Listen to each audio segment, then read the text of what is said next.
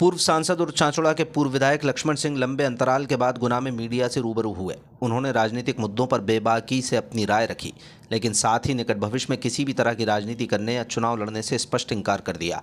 उन्होंने कहा कि उनका तात्कालिक फोकस सामाजिक समरसता, युवाओं को रोजगार दिलाना और वंचित वर्ग को उनके अधिकार दिलाना है। लक्ष्मण सिंह ने सरकार द्वारा चलाई जा रही फ्री योजनाओं पर कड़ी चिंता व्यक्त करते हुए कहा कि ये योजनाएं लोगों को सशक्त करने के बजाय उन पर ही वित्तीय भार बढ़ा रही हैं। उन्होंने सवाल किया कि महिलाओं ने रोजगार मांगा था, लेकिन नेताओं ने उन्हें नकद देने की योजनाएं शुरू कर दी।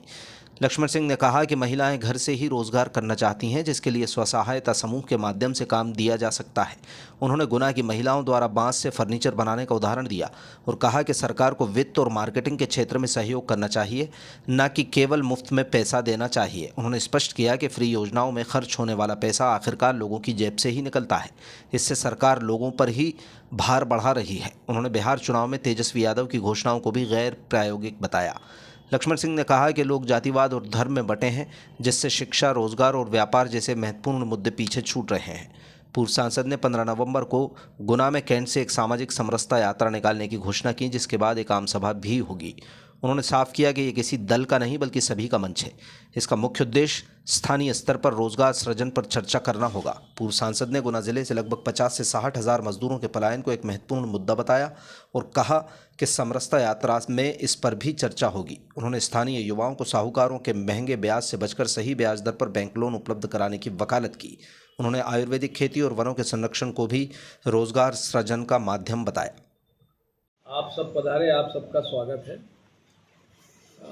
जैसा मैंने पहले कहा था कि हम प्रदेश की हर विधानसभा में एक सामाजिक समरसता यात्रा हम लोग निकालेंगे, क्योंकि आप देख रहे हैं कि किस तरह यहाँ हम लोग जातिवाद में बटे हैं, धर्म में बटे हैं।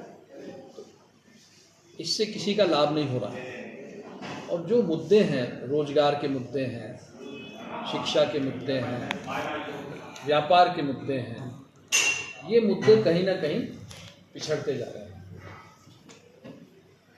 एक मुद्दा बहुत महत्वपूर्ण और है मजदूरों के पलायन का। अब गुना जिले से अगर आप आंकड़े निकालें, एक अंदाजन करीब 50-60 हज़ार मजदूर गुना जिले से पलायन करता है। उस पलायन को रोकने के लिए मैंने निरंतर प्रयास किए और काफ़ी हद तक हमने रोका भी था। जब ये कारखाना NFL गेल का लगा था, उस समय पलायन काफ़ी रुका था। फिर बांध बने, उससे पलायन रुका। कुछ वर्षों से एक सार्थक पहल पलायन रोकने की हम लोग नहीं कर पाए। जो भी कारण रहे हो, मैं किसी को दोष नहीं दे रहा हूँ, इसमें पहल करना आवश्यक है। ये बातें हैं, सब उनको हम लेके निकले हैं। और 15 तारीख को हम लोग गुना में एक सामाजिक समरसता यात्रा निकाल रहे हैं। कैंट से निकालेंगे, 2-4 मोहल्लों में होकर उसकी जानकारी हम आपको अभी भेज देंगे। और फिर कैंट में हम एक आम सभा करेंगे और इन्हीं मुद्दों पे चर्चा करेंगे।